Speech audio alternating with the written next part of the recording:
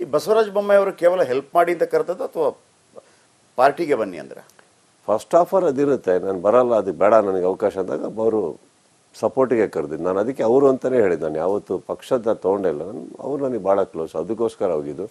Program ಮುಗಿಸ್ಕೊಂಡು ಬರ್ತಿದ್ದಂಗೆ D K sir ಅವ್ರದ್ದು ಇನಾಗ್ರೇಷನ್ಗೆ ಹೋದೆ ನಾನು, ಮಾಲ್ ಇನಾಗ್ರೇಷನ್ಗೆ. Within 1 month, 1.5 month. ಸೊ ನನಗೆ ಇಬ್ಬರು ನೋಡಿ, ಅವರೂ ತಪ್ಪು ತಿಳ್ಕೊಂಡಿಲ್ಲ, ಅಲ್ಲಿ ಕರೆದಿದ್ದಾರೆ ಹಾಗೆ ಅಂತ. See that is how even sir knows me. ಯಾವ ಕಾರಣಕ್ಕೆ ಹೋಗಿರ್ಬೋದು ಇಲ್ಲ ಅದಕ್ಕಿಂತ ಮುಂಚೆ, ಇವ್ರು ಕರೆಯೋಕ್ಕಿಂತ ಮುಂಚೆ ಬಂದಿದ್ದು ಸರ್ ಅಲ್ವ ಮನೆಗೆ. ಹೌದು, ಫಸ್ಟ್ ಬಂದಿದ್ದವರು. ನನಗೆ ಇನ್ನೊಂದು ಕುತೂಹಲ ಸರ್, ನಾನು ಅದನ್ನು ನೀವು ಸಿಗಲಿಲ್ಲ, ನಾನು ಕೇಳಲಿಲ್ಲ, ಈಗ ಸಿಕ್ಕಿದ್ದೀರಿ. ಈ ಬಾದಾಮಿಯಿಂದ ಸಿದ್ದರಾಮಯ್ಯನವರು ಕಂಟೆಸ್ಟ್ ಮಾಡಿರ್ತಾರೆ, ನಾನು ಭಯಂಕರ ಫಾಲೋ ಮಾಡ್ತಾ ಇದ್ದೆ. ಒಂದು ದಿವಸ ನೀವು ಅಲ್ಲಿ ಪ್ರಚಾರಕ್ಕೆ ಹೋಗ್ತೀರಿ ಅಂತಿತ್ತು, ಅವರ ವಿರುದ್ಧ ಶ್ರೀರಾಮುಲು ನಿಂತಿರ್ತಾರೆ. ಶ್ರೀರಾಮುಲು ಅವ್ರ ಹತ್ರ ಹೋಗಿ ನಾವು ಕೇಳಿಬಿಟ್ವಿ, ಸುದೀಪ್ ಬರ್ತಾರೆ ಅಂತ. ನಮಗೆ ಸುದೀಪ್ ಬರ್ತಾರೆ ಪ್ರಚಾರಕ್ಕೆ, ಇಲ್ಲ ಅವ್ರು ಬರೋದಿಲ್ಲ ಅಂತಂದರು. ಸರ್ ಅವ್ರ ಪಾರ್ಟಿ ಇಲ್ಲ, ನಾನು ಮಾತಾಡ್ತೀನಲ್ಲ ಸುದೀಪ್ ಅವ್ರ ಹತ್ರ ಅಂತೇಳಿ. ಅಂದರೆ ಇಲ್ಲ, ಆಮೇಲೆ ಅವ್ರು ಹೇಳ್ತಾರೆ ನೀವು ಹೋಗಬೇಡಿ, ನೀವು ಇಂಥ ಒಂದು ಮಾತುಕತೆಗಳಾಗಿ. ಅಂದರೆ ನಾನು ಯಾಕೆ ಹೇಳ್ತಾ ಇದ್ದೀನಿ ಅಂತಂದರೆ, ಒಂದು ಕಡೆ CM ಅವರು ತಮ್ಮ ಪ್ರಚಾರಕ್ಕೆ ಕರೆದಿರ್ತಾರೆ, ಅವ್ರ ಅಪೋಸಿಟ್ ನಿಂತ ರಾಮುಲು ಅವರು ಅವ್ರಿಗೆ ಸ್ವಲ್ಪ ನೀವು ಹೋದಾಗ ಸ್ವಲ್ಪ ಮುಜುಗರ ಆಗ್ಬೋದು ಅಂತ ಒಂದು ಇದಾಗ್ಬಿಡುತ್ತೆ. ಮುಜುಗರ ಅಂತಂದರೆ ಗೊತ್ತಾಯ್ತಲ್ಲ, ಲೆಕ್ಕಾಚಾರಗಳು ಗೊತ್ತಾಗುತ್ತೆ ನೀವು ಬಂದಾಗಲ್ಲಿ ಜನ ಮತ್ತೊಂದು ಅಂತೇಳಿ. ಆ ಸಿಚುವೇಶನ್ ಹೆಂಗೆ ಮ್ಯಾನೇಜ್ ಮಾಡಿದ್ರಿ ನೀವು? ಮ್ಯಾನೇಜ್ ಏನು ಸರ್, ಕ್ಲಿಯರ್ ಕಟ್ ಆಗಿ ಹೇಳಿದೆ, ನಾನು ಮಾಡಲ್ಲ ಅಂದ್ಬಿಟ್ಟು. ಕಾರಣ ಹೇಳ್ತೀನಿ ಕೇಳಿ ಸರ್. ಒಂದು ಸತಿ ಸಿದ್ದರಾಮಯ್ಯ ಅವರು ನಾವು ಕರೆದಾಗ ಕಾರ್ಯಕ್ರಮಗಳಿಗೆ ಬರೋದು ತುಂಬ ಪ್ರೀತಿ ವಿಶ್ವಾಸ ತೋರಿಸಿದ್ದಾರೆ ಸರ್ ನಮ್ಮ ಮೇಲೆ.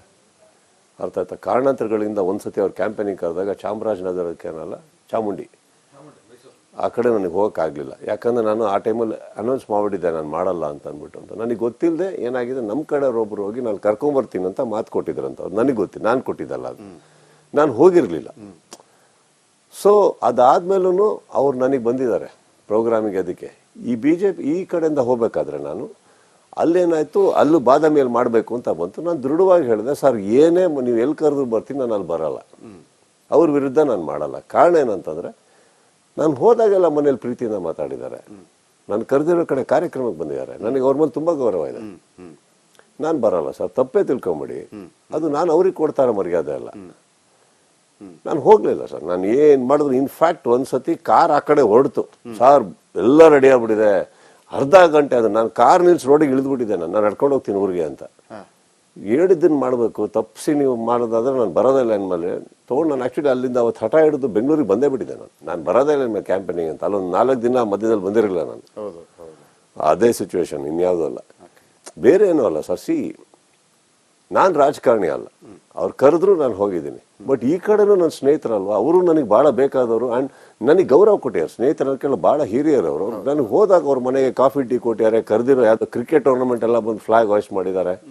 ನಾವು ಅದನ್ನೆಲ್ಲ ಮರಿ ಕುಡಿದು, ನಾನು ಮರೆಯೋನೂ ಅಲ್ಲ, ನಾನು ಬರಲ್ಲ ಅಂದರೆ ನಾನು ನನಗೆ ಅದು ಅವ್ರ ಮೇಲೆ ತುಂಬ ಗೌರವ ಇದೆ ಸರ್ ಆ ವಿಚಾರದಲ್ಲಿ. ಅದರಲ್ಲಿ ಎರಡನೇ ಮಾತಿಲ್ಲ. ಈ ಕಡೆ ಇದ್ದ ನಾವು ಕಾರಣಕ್ಕೆ ಕ್ಯಾಂಪೇನ್ ಮಾಡ್ಕೊಂಡು ಆ ಕಡೆ ನನಗೆ ಯಾರು ಸ್ನೇಹಿತರಿಲ್ಲ ಅನ್ನೋ ತಪ್ಪಾಗ್ಬಿಡುತ್ತಲ್ಲ. ಅದು ನೀವು ಸ್ಟ್ಯಾಂಡ್ ತೊಗೊಳೋದು ಕಲಿಬೇಕು, ಅದಕ್ಕೊಂದು ಗುಂಡಿಗೆ ಬೇಕು ಸರ್. ನನಗೆ ಅವೆಲ್ಲ ಇಲ್ಲ ಸರ್, ನನಗೆ ಏನು ಬೇಕಾ, ನಾನು ಹೇಳಿದ್ದೀನಿ ಅಷ್ಟು ಮಾಡ್ತಾ ಇದ್ದೀನಿ. ಆ ಚೌಕಟ್ಟಲ್ಲಿ ಫಸ್ಟೇ ಕಂಡೀಷನ್ ಹಾಕಿದ್ದೆ ತಾನೇ, ನಾನು ಇಂಥವ್ರ ಮೇಲೆ ಬರಲ್ಲ ಅಂದ್ಬಿಟ್ಟು. ಅದು ಯಾವ ಭಯಕ್ಕಲ್ಲ ಸರ್, ಅವ್ರು ಗೌರವ ಕೊಟ್ಟಿದ್ದಾರೆ ನನಗೆ. ಬಟ್ ನೀವು ಅದನ್ನು ಭಾಳ ಲಕ್ಕಿ ಅನ್ಕೋತೀರಾ? ಯಾಕಂದರೆ ನೀವೊಂದು ನಮ್ಮ ಬಾಸ್ ಒಂದು ನಿರ್ಧಾರ ಕೈಗೊಳ್ತಾರೆ, ಅದು ಕರೆಕ್ಟ್ ಆಗಿರುತ್ತೆ ಅಂತೇಳಿ ನಿಮ್ಮ ಫ್ಯಾನ್ಸ್ಗಳು ಅಂದ್ಕೊಂಡ್ಬಿಡ್ತಾರಲ್ವಾ? ಇಲ್ಲ ಅದಾದರೆ ಇದು ನೀವು ಯಾವತ್ತೂ ಆಲೋಚನೆ ಮಾಡಲ್ವ? ಈಗ ನನಗೆಲ್ಲ ಕಡೆ ಫ್ಯಾನ್ಸ್ ಇರ್ತಾರೆ, ನಾನು ಹಿಂಗೆ ಹೋದರೆ ತಪ್ಪಾಗೋದಿಲ್ಲ, ಹಾಗೆ ಆಲೋಚನೆ ಬರುತ್ತೆ ನಿಮಗೆಲ್ಲ? ನನಗೆ ಗೊತ್ತಿರೋದು, ನಾನು ಸಿನಿಮಾ ಮಾಡೋಕ್ಕೆ ಸ್ಟಾರ್ಟ್ ಮಾಡಿದ್ಮೇಲೆ ಅಭಿಮಾನಿಗಳು ಉಟ್ಕೊಂಡ್ರು ಸರ್. ಅಭಿಮಾನಿಗಳು ಉಟ್ಕೊಂಡ್ಮೇಲೆ ನನ್ನ ಲೈಫ್ ಸ್ಟೈಲ್ ನಾನು ಚೇಂಜ್ ಮಾಡಿಲ್ಲ. ಇನ್ನೂ ಸಿನಿಮಾಗಳು ಮಾಡ್ಕೊಂಡೋದೆ, ಅದು ಬೆಳೀತಾ ಹೋಯಿತು. ಬಿಗ್ ಬಾಸ್ ಮಾಡಿದೆ, ಇನ್ನೊಂದು ಮಾಡಿದೆ, ಅದು ಬೆಳೀತಾ ಹೋಯಿತು. ಎರಡು ಒಂದು, ಅವರು ನನ್ನನ್ನು ಅರ್ಥ ಮಾಡ್ಕೊಳ್ಳೋಕ್ಕೂ ಟೈಮ್ ತೊಗೊತಾರೆ, ನಾವು ಅವ್ರನ್ನ ಅರ್ಥ ಮಾಡ್ಕೊಳ್ಳೋಕ್ಕೂ ಟೈಮ್ ತೊಗೊತೀವಿ. ಅವ್ರು ನನ್ನನ್ನು ಅರ್ಥ ಮಾಡ್ಕೊಂಡಾಗ ಈ ಥರ ಸನ್ನಿವೇಶ ಬಂದಾಗ ಅವರು ಸೈಲೆಂಟಾಗಿರ್ತಲ್ಲ, ಅವ್ರಿಗೆ ಗೊತ್ತವ್ರಿಗೆ ಅಂತ. ಅವ್ರನ್ನ ನಾವು ಅರ್ಥ ಮಾಡ್ಕೊಂಡ್ರೆ ಟೈಮಲ್ಲಿ ಮ್ಯಾಕ್ಸ್ ಅಂತ ಸಿನಿಮಾ ತರ್ತೀವಿ ನಾವು, ಅವರಿಗೂ ಒಂದು ಸಿನಿಮಾ ಬೇಕಾಗುತ್ತೆ ಅಂದ್ಕೊಂಡು ಅಂತ. That is all it is. ಈಗ ನನ್ನ ಜಾಗದಲ್ಲಿ ಯಾಕೆ ಡಿಸಿಷನ್ ತೊಗೊಂಡೆ ಅನ್ನೋದು ನನಗೆ ಚೆನ್ನಾಗಿ ಗೊತ್ತಿರುತ್ತೆ, ಬೇರೆಯವ್ರಿಗೆ ಗೊತ್ತಿರುತ್ತೆ. ಇದನ್ನು ನಾನು ಎಲ್ಲಿಂದ ಬೆಳೆಸ್ಕೊಂಡು ಬಂದೆ ಅಂದರೆ, ಯಾವತ್ತೂ ನಾನು ಏನು ಮಾಡಿದ್ದಕ್ಕೂ ನಿಂತ್ಕೊಂಡು ಮೈಕ್ ಹಿಡ್ಕೊಂಡು ಯಾರಿಗೂ ಕಾರಣ ಕೊಡ್ತಾ ಇರಲಿಲ್ಲ, ಮಾಡ್ಕೊಂಡು ಹೋಗ್ತಾ ಇದ್ದೆ ಅಷ್ಟೇ.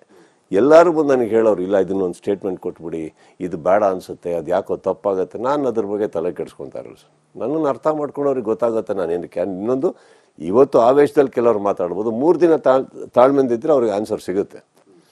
ಹಾಗೆ ಮಾಡ್ಕೊಂಬಂದಿರೋದ್ರಿಂದ ಇವತ್ತವರೆಗೂ ನನಗೆಲ್ಲೂ ನಿಂತ್ಕೊಂಡು ಉತ್ತರ ಕೊಟ್ಟು ಕನ್ವಿನ್ಸ್ ಮಾಡೋ ಪರಿಸ್ಥಿತಿ ಬಂದೇ ಇಲ್ಲ. ಈ ಬಸವರಾಜ ಬೊಮ್ಮಾಯಿ ಅವರು ಕೇವಲ ಹೆಲ್ಪ್ ಮಾಡಿ ಅಂತ ಕರೆದದ್ದು ಅಥವಾ ಪಾರ್ಟಿಗೆ ಬನ್ನಿ ಅಂದ್ರೆ? ಫಸ್ಟ್ ಆಫರ್ ಅದಿರುತ್ತೆ, ನಾನು ಬರಲ್ಲ, ಅದಕ್ಕೆ ಬೇಡ ನನಗೆ ಅವಕಾಶ ಅಂದಾಗ ಅವರು ಸಪೋರ್ಟಿಗೆ ಕರೆದಿದ್ದು. ನಾನು ಅದಕ್ಕೆ ಅವರು ಅಂತಲೇ ಹೇಳಿದ್ದು, ನಾನು ಯಾವತ್ತು ಪಕ್ಷದ ತೊಗೊಂಡಿಲ್ಲ, ಅವ್ರು ನನಗೆ ಭಾಳ ಕ್ಲೋಸ್, ಅದಕ್ಕೋಸ್ಕರ ಹೋಗಿದ್ದು. ಪ್ರೋಗ್ರಾಮ್ ಮುಗಿಸ್ಕೊಂಡು ಬರ್ತಿದ್ದಂಗೆ ಡಿ ಕೆ ಸರ್ ಅವ್ರದ್ದು ಇನಾಗ್ರೇಷನ್ಗೆ ಹೋದೆ ನಾನು, ಮಾಲ್ ಇನಾಗ್ರೇಷನ್ಗೆ. Within 1 month 1.5 month. ಸೊ ನನಗೆ ಇಬ್ಬರು ನೋಡಿ, ಅವರೂ ತಪ್ಪು ತಿಳ್ಕೊಂಡಿಲ್ಲ, ಅಲ್ಲಿ ಕರೆದಿದ್ದಾರೆ ಹಾಗೆ ಅಂತ. See that is how even sir knows me.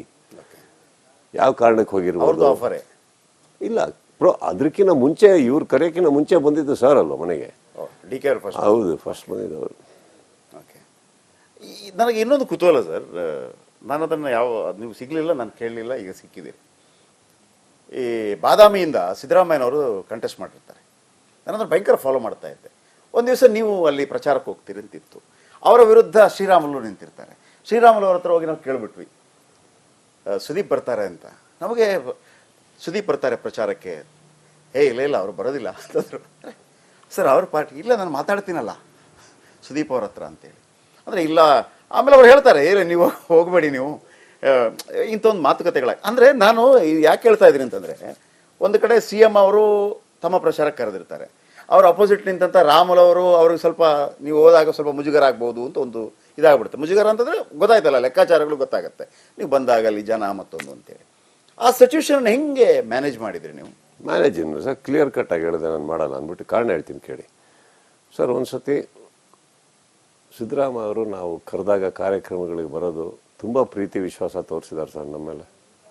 ಅರ್ಥ ಆಯ್ತಾ? ಕಾರಣಾಂತರಗಳಿಂದ ಒಂದು ಸತಿ ಅವ್ರು ಕ್ಯಾಂಪೇನಿಂಗ್ ಕರೆದಾಗ ಚಾಮರಾಜನಗರಕ್ಕೇನಲ್ಲ, ಚಾಮುಂಡಿ ಆ ಕಡೆ ನನಗೆ ಹೋಗೋಕ್ಕಾಗಲಿಲ್ಲ. ಯಾಕಂದರೆ ನಾನು ಆ ಟೈಮಲ್ಲಿ ಅನೌನ್ಸ್ ಮಾಡಿಬಿಟ್ಟಿದ್ದೆ ನಾನು ಮಾಡಲ್ಲ ಅಂತ ಅಂದ್ಬಿಟ್ಟು. ಅಂತ ನನಗೆ ಗೊತ್ತಿಲ್ಲದೆ ಏನಾಗಿದೆ, ನಮ್ಮ ಕಡೆಯವ್ರೊಬ್ಬರು ಹೋಗಿ ನಾನು ಕರ್ಕೊಂಬರ್ತೀನಿ ಅಂತ ಮಾತು ಕೊಟ್ಟಿದ್ರಂತ. ಅವ್ರು ನನಗೆ ಗೊತ್ತಿಲ್ಲ, ನಾನು ಕೊಟ್ಟಿದ್ದಲ್ಲ, ಅದು ನಾನು ಹೋಗಿರಲಿಲ್ಲ. ಸೊ ಅದಾದಮೇಲೂ ಅವ್ರು ನನಗೆ ಬಂದಿದ್ದಾರೆ ಪ್ರೋಗ್ರಾಮಿಗೆ. ಅದಕ್ಕೆ ಈ BJP ಈ ಕಡೆಯಿಂದ ಹೋಗಬೇಕಾದ್ರೆ ನಾನು ಅಲ್ಲೇನಾಯಿತು, ಅಲ್ಲೂ ಬಾದಾಮಿಯಲ್ಲಿ ಮಾಡಬೇಕು ಅಂತ ಬಂತು. ನಾನು ದೃಢವಾಗಿ ಹೇಳಿದೆ, ಸರ್ ಏನೇ ನೀವು ಎಲ್ಲಿ ಕರೆದು ಬರ್ತೀನಿ, ನಾನು ಅಲ್ಲಿ ಬರಲ್ಲ, ಅವ್ರ ವಿರುದ್ಧ ನಾನು ಮಾಡಲ್ಲ. ಕಾರಣ ಏನಂತಂದರೆ, ನಾನು ಹೋದಾಗೆಲ್ಲ ಮನೇಲಿ ಪ್ರೀತಿಯಿಂದ ಮಾತಾಡಿದ್ದಾರೆ, ನಾನು ಕರೆದಿರೋ ಕಡೆ ಕಾರ್ಯಕ್ರಮಕ್ಕೆ ಬಂದಿದ್ದಾರೆ, ನನಗೆ ಅವ್ರ ಮೇಲೆ ತುಂಬ ಗೌರವ ಇದೆ. ನಾನು ಬರಲ್ಲ ಸರ್, ತಪ್ಪೇ ತಿಳ್ಕೊಂಬಿಡಿ, ಅದು ನಾನು ಅವ್ರಿಗೆ ಕೊಡ್ತಾರ ಮರ್ಯಾದೆ ಅಲ್ಲ. ನಾನು ಹೋಗಲಿಲ್ಲ ಸರ್. ನಾನು ಏನು ಮಾಡಿದ್ರು, ಇನ್ಫ್ಯಾಕ್ಟ್ ಒಂದು ಸತಿ ಕಾರ್ ಆ ಕಡೆ ಹೊರಡ್ತು ಸರ್, ಎಲ್ಲ ರೆಡಿ ಆಗ್ಬಿಟ್ಟಿದೆ, ಅರ್ಧ ಗಂಟೆ ಅದು ನಾನು ಕಾರ್ ನಿಲ್ಸಿ ರೋಡಿಗೆ ಇಳಿದ್ಬಿಟ್ಟಿದ್ದೆ, ನಾನು ನಡ್ಕೊಂಡು ಹೋಗ್ತೀನಿ ಊರಿಗೆ ಅಂತ. ಹೇಳಿದ್ದನ್ನು ಮಾಡಬೇಕು, ತಪ್ಪಿಸಿ ನೀವು ಮಾಡೋದಾದ್ರೆ ನಾನು ಬರೋದಿಲ್ಲ ಅಂದಮೇಲೆ ತೊಗೊಂಡು ನಾನು ಆ್ಯಕ್ಚುಲಿ ಅಲ್ಲಿಂದ ಅವತ್ತು ಹಠ ಹಿಡಿದು ಬೆಂಗಳೂರಿಗೆ ಬಂದೇ ಬಿಟ್ಟಿದ್ದೆ. ನಾನು ಬರೋದೇ ಇಲ್ಲ ಕ್ಯಾಂಪೇನಿಂಗ್ ಅಂತ. ಅಲ್ಲೊಂದು 4 ದಿನ ಮಧ್ಯದಲ್ಲಿ ಬಂದಿರಲಿಲ್ಲ ನಾನು. ಅದೇ ಸಿಚುವೇಶನ್, ಇನ್ಯಾವುದೂ ಅಲ್ಲ, ಬೇರೆ ಏನೂ ಅಲ್ಲ ಸರ್. ನಾನು ರಾಜಕಾರಣಿ ಅಲ್ಲ, ಅವ್ರು ಕರೆದ್ರು ನಾನು ಹೋಗಿದ್ದೀನಿ. ಬಟ್ ಈ ಕಡೆನೂ ನನ್ನ ಸ್ನೇಹಿತರಲ್ವ, ಅವರು ನನಗೆ ಭಾಳ ಬೇಕಾದವರು. ಆ್ಯಂಡ್ ನನಗೆ ಗೌರವ ಕೊಟ್ಟಿದ್ದಾರೆ ಸ್ನೇಹಿತರಕ್ಕೆಲ್ಲ, ಭಾಳ ಹಿರಿಯರವರು. ನನಗೆ ಹೋದಾಗ ಅವ್ರ ಮನೆಗೆ ಕಾಫಿ ಟೀ ಕೊಟ್ಟಿದ್ದಾರೆ, ಕರೆದಿರೋ ಯಾವುದೋ ಕ್ರಿಕೆಟ್ ಟೂರ್ನಮೆಂಟ್ ಎಲ್ಲ ಬಂದು ಫ್ಲಾಗ್ ಹಾಯ್ಸ್ ಮಾಡಿದ್ದಾರೆ. ನಾವು ಅದನ್ನೆಲ್ಲ ಮರಿ ಕುಡಿದು, ನಾನು ಮರೆಯೋನೂ ಅಲ್ಲ, ನಾನು ಬರಲ್ಲ ಅಂದರೆ ನಾನು ಬರಲ್ಲ. ನನಗೆ ಅದು ಅವ್ರ ಮೇಲೆ ತುಂಬ ಗೌರವ ಇದೆ ಸರ್ ಆ ವಿಚಾರದಲ್ಲಿ, ಅದರಲ್ಲಿ ಎರಡನೇ ಮಾತಿಲ್ಲ. ಈ ಕಡೆ ಇದ್ದ ನಾವು ಕಾರಣಕ್ಕೆ ಕ್ಯಾಂಪೇನ್ ಮಾಡ್ಕೊಂಡು ಆ ಕಡೆ ನನಗೆ ಯಾರು ಸ್ನೇಹಿತರಿಲ್ಲ ಅನ್ನೋ ತಪ್ಪಾಗ್ಬಿಡುತ್ತಲ್ಲ. ಅದು ನೀವು ಸ್ಟ್ಯಾಂಡ್ ತೊಗೊಳೋದು ಕಲಿಬೇಕು, ಅದಕ್ಕೊಂದು ಗುಂಡಿಗೆ ಬೇಕು ಸರ್. ನನಗೆ ಅವೆಲ್ಲ ಇಲ್ಲ ಸರ್. ನನಗೆ ಏನು ಬೇಕಾ, ನಾನು ಹೇಳಿದ್ದನ್ನು ಅಷ್ಟು ಮಾಡ್ತಾ ಇದ್ದೀನಿ. ಆ ಚೌಕಟ್ಟಲ್ಲಿ ಫಸ್ಟೇ ಕಂಡೀಷನ್ ಹಾಕಿದ್ದೆ ತಾನೇ, ನಾನು ಇಂಥವ್ರ ಮೇಲೆ ಬರಲ್ಲ ಅಂದ್ಬಿಟ್ಟು. ಅದು ಯಾವ್ದು ಭಯಕ್ಕಲ್ಲ ಸರ್, ಅವ್ರು ಗೌರವ ಕೊಟ್ಟಿದ್ದಾರೆ ನನಗೆ. ಬಟ್ ನೀವು ಅದನ್ನು ಭಾಳ ಲಕ್ಕಿ ಅನ್ಕೋತೀರಾ? ಯಾಕಂದರೆ ನೀವೊಂದು ನಮ್ಮ ಬಾಸ್ ಒಂದು ನಿರ್ಧಾರ ಕೈಗೊಳ್ತಾರೆ, ಅದು ಕರೆಕ್ಟ್ ಆಗಿರುತ್ತೆ ಅಂತೇಳಿ ನಿಮ್ಮ ಫ್ಯಾನ್ಸ್ಗಳು ಅಂದ್ಕೊಂಡ್ಬಿಡ್ತಾರಲ್ವಾ?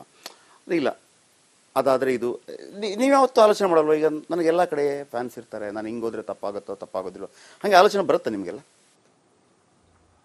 ನನಗೆ ಗೊತ್ತಿರೋದು, ನಾನು ಸಿನಿಮಾ ಮಾಡೋಕ್ಕೆ ಸ್ಟಾರ್ಟ್ ಮಾಡಿದ್ಮೇಲೆ ಅಭಿಮಾನಿಗಳು ಉಟ್ಕೊಂಡ್ರು ಸರ್. ಅಭಿಮಾನಿಗಳು ಉಟ್ಕೊಂಡ್ಮೇಲೆ ನನ್ನ ಲೈಫ್ ಸ್ಟೈಲ್ ನಾನು ಚೇಂಜ್ ಮಾಡಿಲ್ಲ. ಇನ್ನೂ ಸಿನಿಮಾಗಳು ಮಾಡ್ಕೊಂಡೋದೆ, ಅದು ಬೆಳೀತಾ ಹೋಯಿತು. ಬಿಗ್ ಬಾಸ್ ಮಾಡಿದೆ, ಇನ್ನೊಂದು ಮಾಡಿದೆ, ಅದು ಬೆಳೀತಾ ಹೋಯಿತು. ಎರಡು ಒಂದು, ಅವರು ನನ್ನನ್ನು ಅರ್ಥ ಮಾಡ್ಕೊಳ್ಳೋಕ್ಕೂ ಟೈಮ್ ತೊಗೊತಾರೆ, ನಾವು ಅವ್ರನ್ನ ಅರ್ಥ ಮಾಡ್ಕೊಳ್ಳೋಕ್ಕೂ ಟೈಮ್ ತೊಗೊತೀವಿ. ಅವ್ರು ನನ್ನನ್ನು ಅರ್ಥ ಮಾಡ್ಕೊಂಡಾಗ ಈ ಥರ ಸನ್ನಿವೇಶ ಬಂದಾಗ ಅವರು ಸೈಲೆಂಟಾಗಿರ್ತಲ್ಲ, ಅವ್ರಿಗೆ ಗೊತ್ತವ್ರಿಗೆ ಅಂತ. ಅವ್ರನ್ನ ನಾವು ಅರ್ಥ ಮಾಡ್ಕೊಂಡ್ರೆ ಟೈಮಲ್ಲಿ ಮ್ಯಾಕ್ಸ್ ಅಂತ ಸಿನಿಮಾ ತರ್ತೀವಿ ನಾವು, ಅವ್ರಿಗೂ ಒಂದು ಸಿನಿಮಾ ಬೇಕಾಗುತ್ತೆ ಅಂದ್ಕೊಂಡು ಅಂತ. That is all it is. ಈಗ ನನ್ನ ಜಾಗದಲ್ಲಿ ಯಾಕೆ ಆ ಡಿಸಿಷನ್ ತೊಗೊಂಡೆ ಅನ್ನೋದು ನನಗೆ ಚೆನ್ನಾಗಿ ಗೊತ್ತಿರುತ್ತೋ ಬೇರೆಯವ್ರಿಗೆ ಗೊತ್ತಿರುತ್ತೋ.